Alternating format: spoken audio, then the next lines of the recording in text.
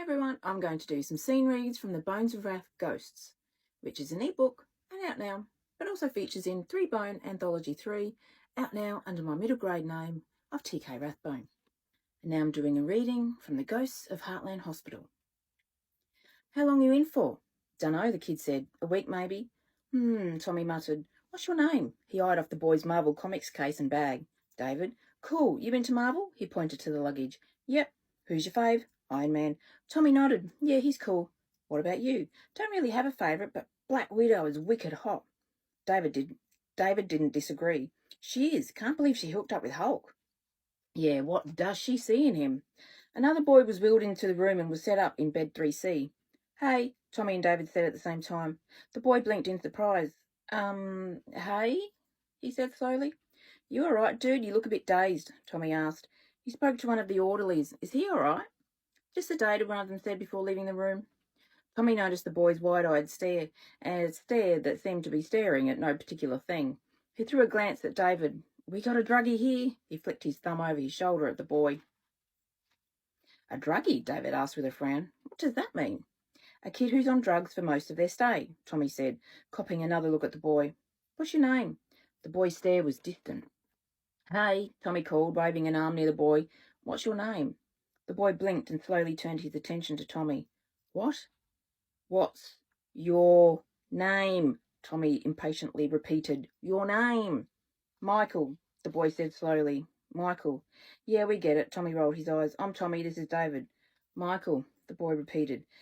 Yeah, Tommy sighed. We get it. For the rest of the day, David and Tommy talked all things Marvel, getting the odd and weird compliment from Michael while the rest of the hospital bustled along outside their door. Lunch came and went, as did dinner, and soon the nurse was settling the boys down for the night. Sometime during the night, Tommy and David were woken to a semi-conscious state by screaming. Michael was sitting up in his bed, pointing to the wall in front of him. He's going to kill me. He said he's going to kill me, Michael screamed at the top of his voice as orderlies and a nurse came rushing in and Tommy and David covered their ears. Well, Tommy tried, but since one arm was broken and in a cast, it was a bit hard. Calm down, Michael. It's just a bad dream, the nurse said. More than a bad dream, Tommy interjected. More like he's possessed. Don't be silly, the nurse snapped at him, leaving him wondering what he'd said. The nurses quietened Michael down and waited while he drifted off to sleep before telling Tommy and David to go back to sleep themselves. Tommy mumbled. It had better be a good one. Well, apparently it was, because when Tommy woke up the next morning, Michael was gone and another kid was in his place. Hey, Tommy sat up and leaned back on his good hand. Who are you and what happened to the other kid? This is Caden. You'll be sharing the ward with him, the nurse said as she entered with the breakfast trays. And Michael? She flashed Tommy a stern look. He was taken to the mental health ward. You mean that nut job ward, Tommy joked. It's no laughing matter, the nurse snapped, making Tommy stop dead. Michael was a very ill boy, ill in the head. He needed help. Tommy's brows rose as he watched the nurse pander over the new kid with the stupid name. If he was so ill, why was he put in here? She stopped at the end of his bed. You are a very nosy boy, she said, and left the room. Dude, she didn't like you, David said, gulping down some oatmeal. Tommy turned to the new kid. Hey. The new kid's spoon stopped mid-air and he glanced over. Hey, I'm Tommy, that's David. Hey. Hey. The rest of the day was taken up with doctors, x-rays, scans, and general faffing about until dinner time. Guess what I heard, David said over their meal of minced steak and veggies with jelly for dessert. What? Tommy tasted the steak. Blech. I heard some of the nurses talking about Michael and how he says he saw a weird dude at the end of his bed with a weird chainsaw type thing and he wanted to kill him. That's why he screamed. Tommy frowned. He said he saw what? Dude must have some serious issues. Either that or he saw a ghost, David continued. Ghosts, Tommy scoffed. The hospital is too new to have ghosts. Now I'm doing a scene read from Ghosts in the Shadows. Are we getting to the point sometime? Adrian called out. Derek gave him the evil eye as we all booed Adrian. The story of Camp Shadows Lake cannot be rushed, Derek said before continuing. Day after day, Benjamin knocked down trees, carted them back to his mills, cut them up, and stored them. Once the ground around the lake was cleared and flattened for the buildings to be built, he lugged them all back by horse and cart and built the camp buildings himself. Day after day during the cold winter months, Benjamin and the townspeople hammered and nailed until a glorious 2-story building was complete. The children's rooms were on the top floor, and the office, kitchen and dining room were on the ground floor. It even had a basement where the sporting equipment was kept. Derek paced. On December 1st, 1916, the doors to Camp Shadows Lake were open. It was a big grand celebration with all the townsfolk and their children. Benjamin supplied food and drink and a big red ribbon that he cut to celebrate the opening of the camp he named after himself. He hired people to look after and watch over the children, like us. He waved at Trish and the other counsellors and bought canoes and rackets and balls and all sorts of fun things for the kids to do. And he had handmade all of the bunk beds himself for the kids to go to sleep in. Is this story going somewhere? Danny yelled out. Shh, the rest of us said in unison.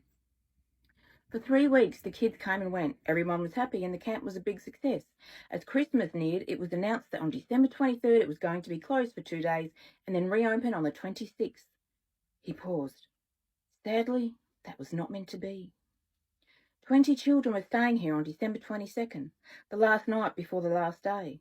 They all had an awesome week and had a wonderful dinner, and remember, many of the kids came from poor families, so this was their only time to get a decent meal. They all went to bed upstairs full, well-fed and happy. But his eyes flicked to the shadows of the lake and he peered out over it, into it. Glancing up at the full moon, he started again. Sometime during the night, a fire broke out in the kitchen. Now, remember, back then the building was wood, so definitely not fireproof, and many people used kerosene lamps for light, so it was thought that one of them had been left on and ended up setting the building on fire. Well, the building went up like the Hindenburg. Kids were screaming, counsellors were frantically running around trying to put the fire out, and because the bedrooms were upstairs, some of the counsellors managed to unlock the doors and get the kids out, telling them to run for the lake. Unfortunately, because of the material their nightwear was made of, some of the children were on fire. The building was on fire and raging out of control, and all anyone could do was race for the lake to cool off or put the fire out. He stopped, with sadness on his face.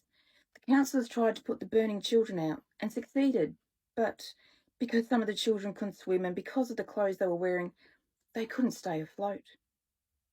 Our heads all spun towards the lake as at the terrified scream of a child. It repeated and we stood as one. It repeated and Trish laughed.